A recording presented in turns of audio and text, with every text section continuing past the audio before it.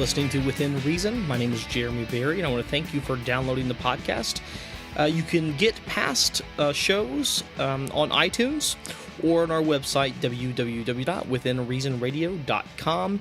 Today is episode 3, The Age of the Earth, and we are discussing this topic with Keith Turner, a theistic evolutionist. If you wouldn't mind introducing yourself a little bit. Thank you. It's great to be here. I am a current Master of Divinity student at Asbury Theological Seminary in Wilmore, Kentucky, and I am the current seminarian at St. Philip's Episcopal Church in Harrodsburg, Kentucky. If you could, just give me a summary of the position that you hold. My situation is somewhat unique. I was raised in the tradition that the earth was no more than 10,000 years old, that the accounts of Genesis 1 to 11 are to be taken as literally true. Several years ago, when I was in college, I heard a completely different understanding of Genesis 1 to 11, the interpretation of it, and I decided that I needed to do a little bit more research on this. And I found that a literal interpretation of Genesis 1 to 11 is not so much the most authentic interpretation of Genesis 1 to 11. And so my coming to theistic evolution did not come from scientific inquiry or study. Now, that had something to do with it, but primarily through my scholarly engagement with the Old Testament. I do not hold that Genesis 1 to 11 is a literal account, and because of that, I am allowed to see and to study the scientific community's findings on the origins of the universe.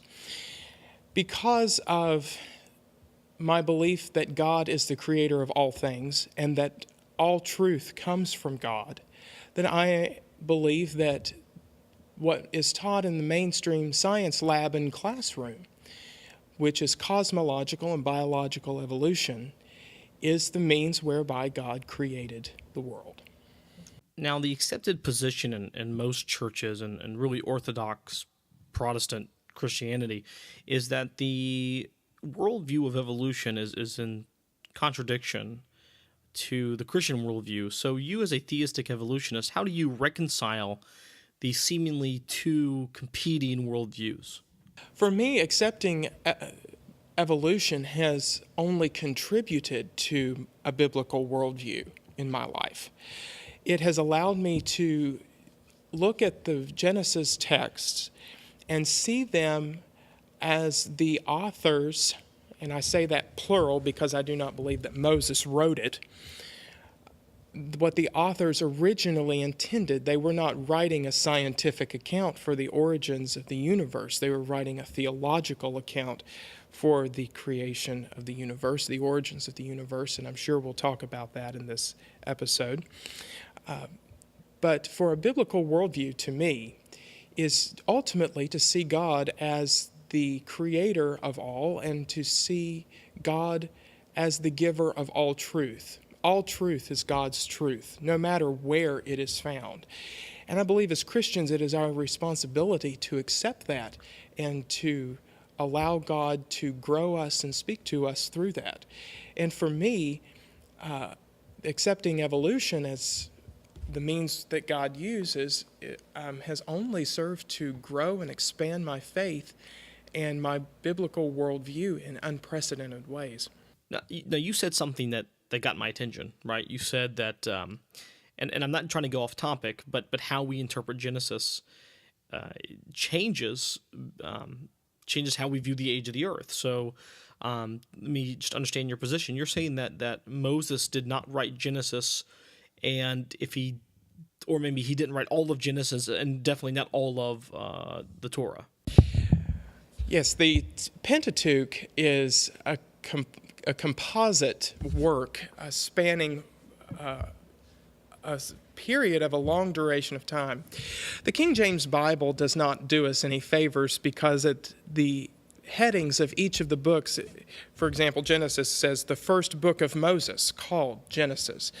The second book of Moses, called Exodus. So we've kind of been ingrained in this tradition that Moses wrote every bit of it, and I certainly find that difficult to believe, since at the beginning or at the end of Numbers, Moses is dead. How could Moses have written about his own death? Do I believe that Moses didn't have a hand in it? No, I wouldn't go so far. I mean, certainly Moses could have had a hand in the development of the first 5 books of the Bible. But in the 1800s, one of the most prominent Old Testament scholars, Julius Wellhausen, discovered that the Pentateuch can be broken down into basically 4 different time periods in ancient Israelite history. And the formula that we have is the JEDP theory. It begins with the Yahwistic period, the Elohistic period, the Deuteronomistic period, and the priestly period. And so what Wellhausen has done, and what mainstream Old Testament scholars have since done, is identify each pericope, I guess you can say, in the Pentateuch and say, well, this belongs in this period of history. And for the sake of time, I won't go into all of the details of how that's done. Okay, so if you don't think that Moses wrote Genesis, and you don't really look at it as a historical account, if you would, what is the purpose that the writer or the writers of Genesis are trying to convey? What's the point of it? I mean, is it metaphorical? Is it an allegory? Sure.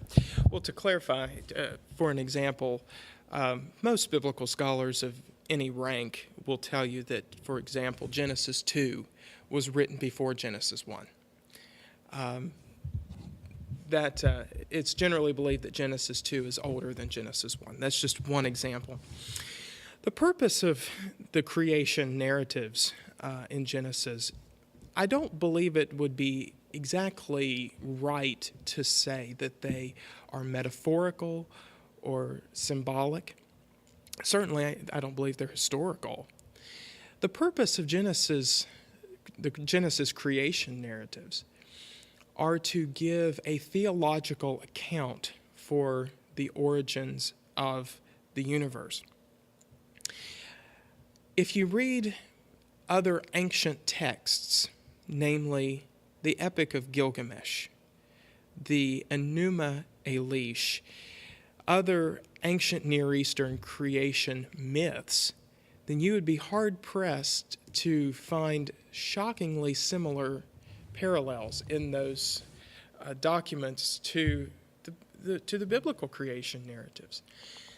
So what most scholars will argue, and what I also believe, is that Genesis creation narratives are basically a myth. Now, let me explain that. In our 21st century world, we have taken the word myth and equated it with fairy tale. I don't believe that they're fairy tales.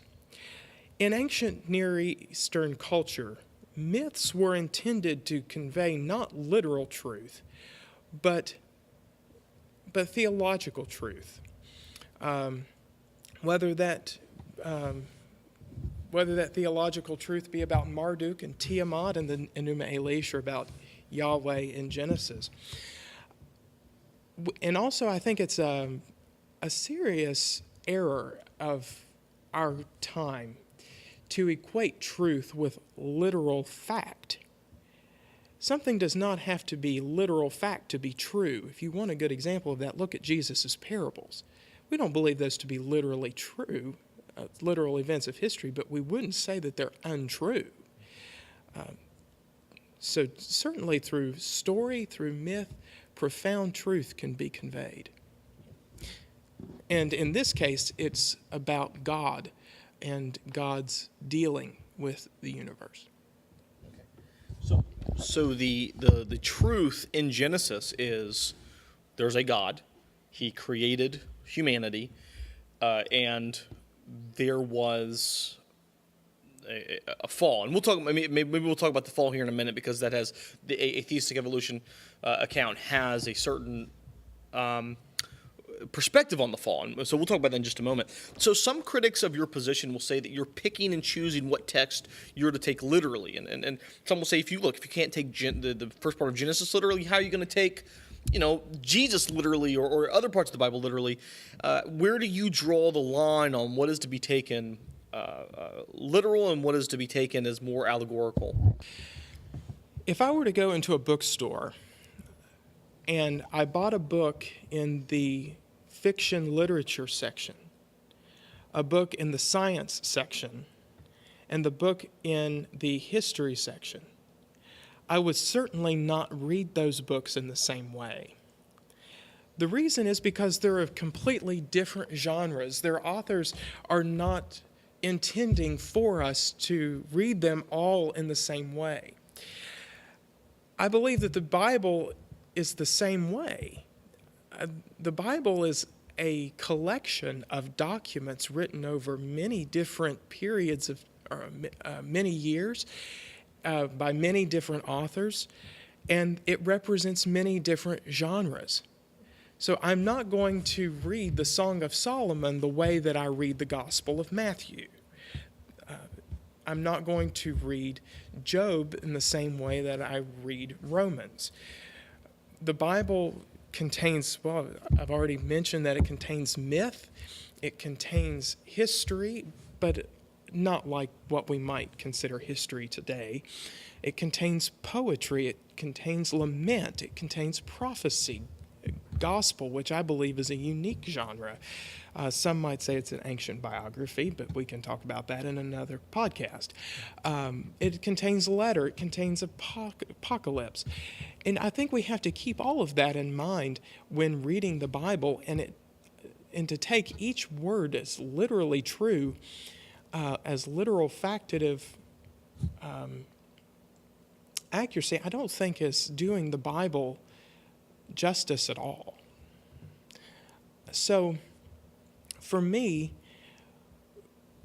reading the Genesis creation narratives as myth, but reading the Gospel of Matthew as gospel, which is something completely different, I don't think I'm picking and choosing, but I'm staying true to what was originally intended by the biblical writers. And just to look, I think everyone, and I think you made a great point to mention that no matter what denomination you're in, even literalists would hold that there's different types of literature, apocalyptic to, as you mentioned, even parables. I mean, if you were to take every word literal, everyone would be with one less eye and one less hand, right? I mean, when Jesus says, look, if your eye calls you sin, pluck it out and your hand. I also say that most biblical literalists do also a great job of picking and choosing. Because what I have found in my experience, again, I was raised in a tradition and in a school that taught biblical literalism to the core, but yet they were also the same people that would be so quick to say, we live under grace, not under law, to justify their fried catfish, lobster tail, and shrimp scampi for dinner. And I heard someone say this, that you should read Scripture in the way that it's meant to be written. When you read the newspaper, the Dallas Cowboys devoured the Washington Redskins. No one says, "Oh, there was cannibalism that took place on FedEx Field," or but rather you take that as hyperbole or whatever. Whereas, so you're simply saying Genesis, and I think this is where the disagreement would be. Genesis is not, the type of literature is not a literal, it's not meant to be taken literal. So with that being said, Exodus, I think it's 20 chapter 20, 8 through 10, Moses seems to compare the work week to the creation model. Now, you've already mentioned you don't think Moses was the writer of Genesis, or at least the creation account. So was he wrong in doing so? How do you explain that? We have to realize that in the Ten Commandments, we find profound theological truth. It deals with our relationship to God. It deals with our relationship to other people as well. In Exodus 28 through 10, I think it is, the commandment being discussed there is the Sabbath day. The Sabbath is an extremely important theological theme in the Old Testament, and it also makes its way into the New Testament as well.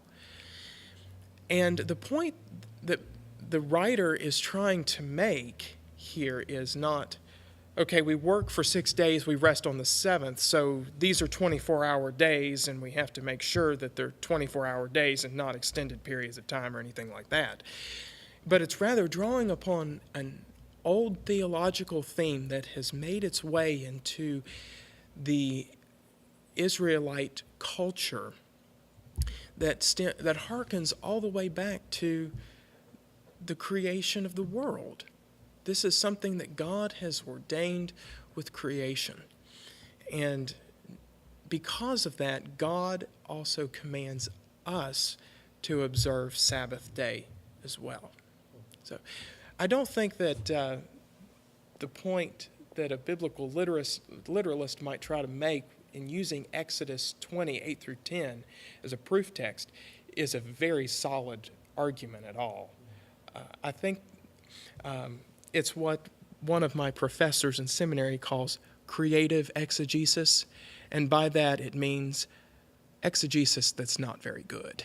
So one of the implications of a longer Earth or a theistic evolutionist creation account is that there's death that happens before the fall, and this is one of the sticking points of the young Earther, because they say, look, Scripture says that one of the implications of Adam eating the fruit is that death is going to happen. Now, for someone who doesn't take that part literal, you're not confronted with this. So, first off, I guess I know what you were going to answer, but I'll ask it anyways. Did death happen before the fall? And what is the purpose of, how do you take the account of Adam and Eve eating the fruit, sinning? Is that historical? And is it a problem if it's not? Because how do you then deal with original sin? This is a tricky question because it can branch off in so many different ways. In Christianity, we have almost made death out to be this enemy that it should be avoided. We do a pretty good job at that. We do a lot of things and take a lot of measures to avoid death, don't we? Death is a part of nature, and it cannot be avoided. Death is not evil. It's just a part of life, but we believe that somehow in death, new life is born. When it comes to the fall, and I'm treading very, very carefully because heaven forbid I really screw up a whole lot of Sunday school classroom paintings. You know, this image of a serpent slithering down a tree and enticing a naked man and a naked woman to eat a piece of fruit that is desirable to the eyes, taking that as a historical event, and I mean this in the most loving way possible, is very cartoonish. No, I do not believe that literally happened. I don't believe it's a historical event. But what does the fall teach us about God and human nature? Well, first of all, I think it shows us that our thoughts and our desires can quickly turn from God to ourselves. I think that's really what Genesis 3 is meant to tell us. As far as the doctrine of the fall, it presumes a perfect creation, that a perfect creation existed at one time. Because I hold to evolution, I live on the other side of Darwin. And since Darwin, the notion of a once perfect creation is blown out of the water. There was never a perfect creation, but rather an emerging creation that has happened over a long period of time, millions, billions of years. Now, of course, that also comes with the question of, well, what do you do about original sin? Protestant Christianity has taken great stock in original sin. But there are many Christians all over the world that do not believe in original sin. The Eastern tradition of Christianity, what we call the Orthodox Church, Big O Orthodox Church, they do not believe in original sin. They have no concept of it at all. So they are forced to reconcile Genesis 3 with no belief in original sin.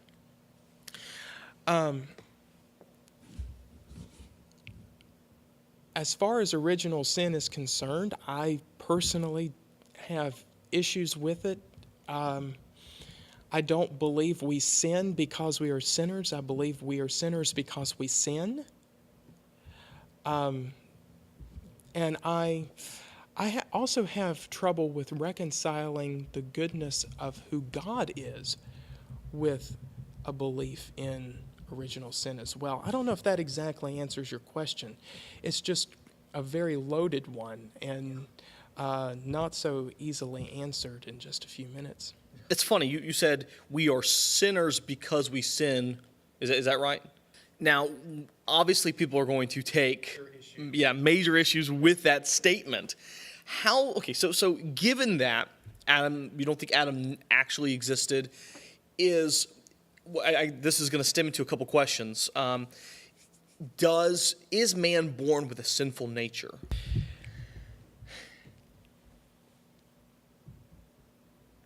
I don't necessarily believe that. I think culture teaches us to be sinners. I think sin is learned behavior. But I don't believe that a child's parents have to actively teach them to lie or to cheat or to be selfish, because that's the world we live in. That is something we see every day. And it does not take very long for us to pick up on those traits as well. I would commend the study of the cultural ethical relativism. Morality is something that is taught, not something that is ingrained within the fibers and being of every human. I think Ruth Benedict, in her books, especially Patterns of Culture, shows that to be especially true.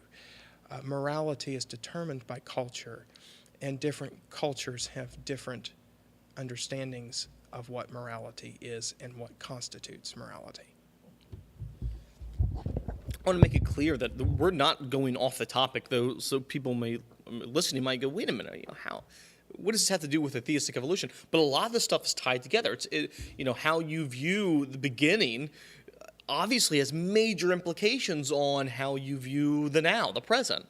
All right, so now, obviously there are, once we leave Genesis, right? Because the flood account is connected to how you view the beginning of Genesis. So was Noah's flood local? Is it retelling an ancient story? Is it actual or metaphorical? Again, not intending to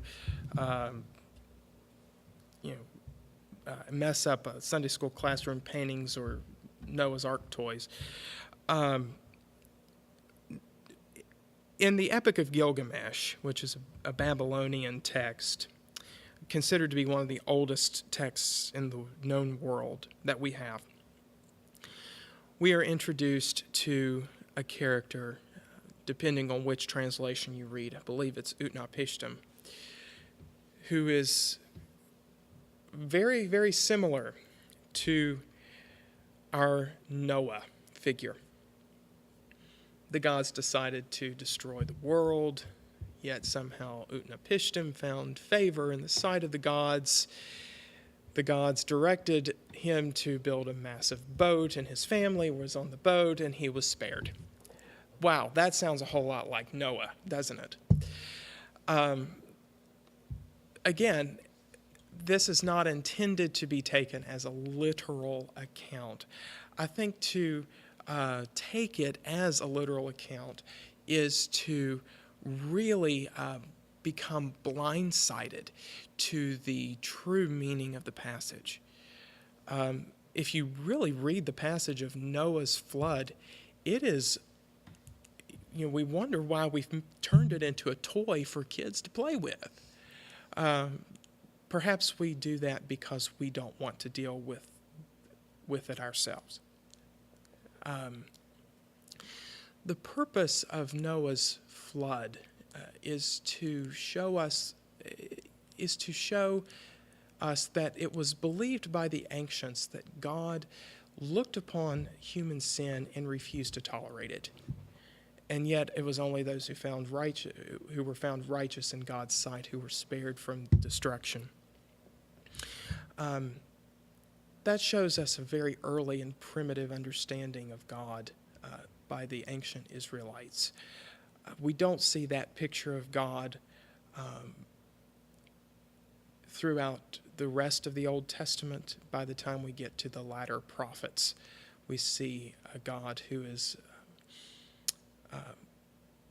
accepting of all people, and salvation becomes more universal rather than just an isolated family.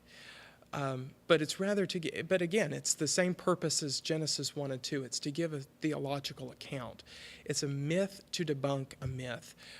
It's a myth in response to the Babylonian neighbors in their Epic of Gilgamesh. Yeah. One of the misnomers that I think we have about the ancient Israelites is that they were isolated from the rest of the world, that they were just kind of their own thing. They knew nothing about ancient Canaanite religion or Babylonian religion. That is not true. They were very much aware of that. And because of that, they were forced to give answers to their neighbors. Well, the Babylonians say this, the Canaanites say this. As people who follow Yahweh, what do we say? And Genesis 1 to 11 is the answers to those ancient questions. We have a few minutes left, but I want to ask, what is your biggest problem with a young Earth or an old Earth creation account? Well, I've always kind of... well, let me rephrase that. You might have to edit that out. Well, I've already mentioned that it sounds very cartoonish. Again, our friends in northern Kentucky have created this almost a fantasy land dedicated to trying to prove that it's true. They don't do a very good job.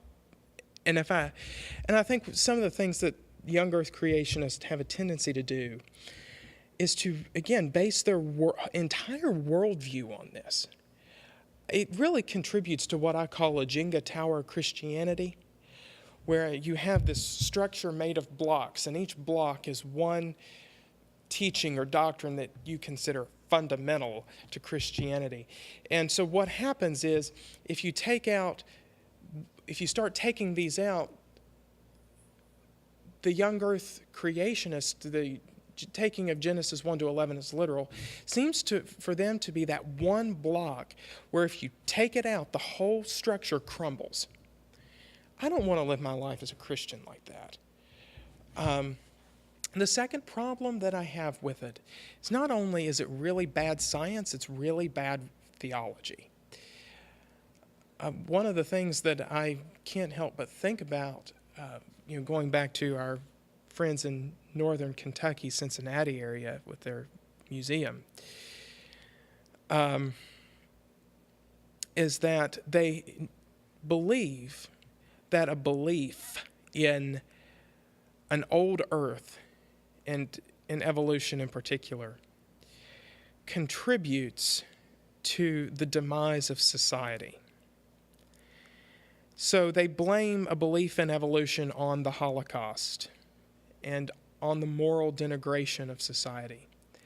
I think that is absolutely ridiculous. That is a flight of fancy that's not even fit for a small child. That is, I just cannot believe that Christians would stake their entire faith on something like that. In a young earth creationist perspective, I think also places profound limits on who God is and what God has done.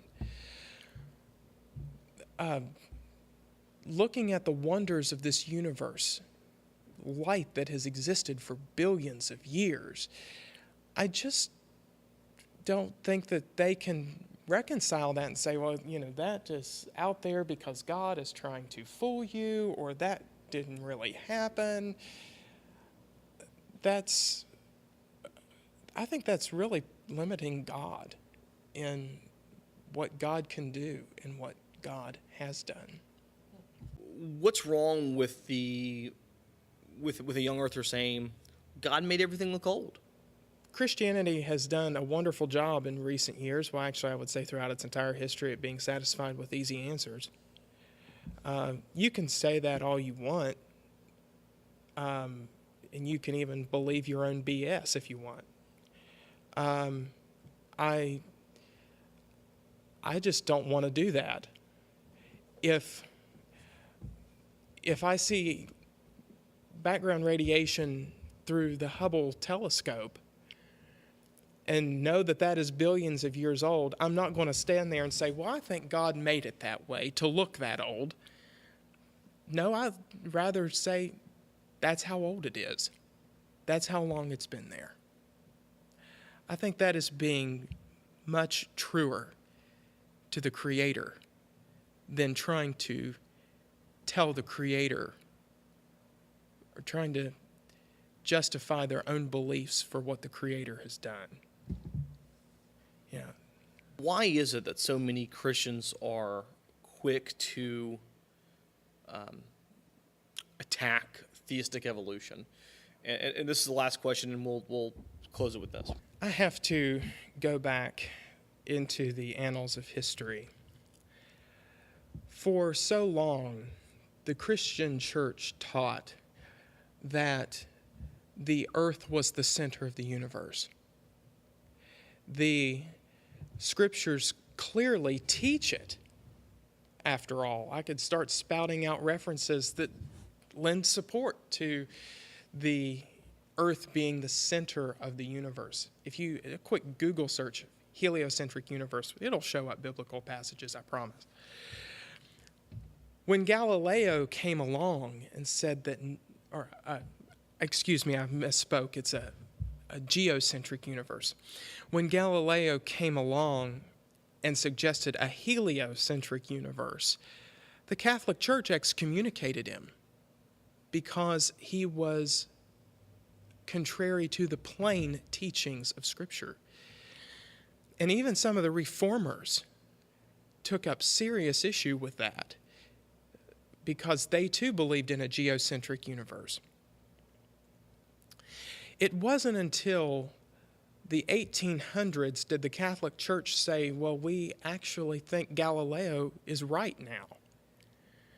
And then I believe it was in the early 90s did Pope John Paul II issue a formal apology to Galileo for the actions that they took against him. It's always nice to see the church becoming relevant, even if it is centuries too late. Christianity has always been reluctant to accept scientific claims in the name of being true to Scripture. It would be interesting to see where the church ends up Even those who insist that the earth is only 10,000 years old, that really is a new teaching. It came about in the 1890s with the fundamentalist convention. So Christians have always been reluctant to accept progress in the name of being true to Scripture. And I think that reluctance to accept evolution is only one example of that. Keith, I want to thank you so much for taking some time out, despite spending time with some family and coming to discuss the age of the Earth on this podcast. And for those who are listening, I hope that you continue the discussion at home, at your dinner table, at life group, at church, and determine for yourself what's the most reasonable argument. Now, we're not done with this conversation yet. Next week, we have Rabbi Yericki from Charleston, West Virginia, who's going to a different perspective from a Jewish rabbi, from his perspective. What does Genesis actually mean? And so I hope that you tune in next week. Again, Keith, thank you so much for being here. Visit us at www.withinreasonradio.com. That's www.withinreasonradio.com. Also, check us out on iTunes, subscribe, and listen every week. We're going to be releasing these shows every Sunday. And so please keep tuning in, keep the discussion going, and help us bring clarity to Christianity. Thank you so much.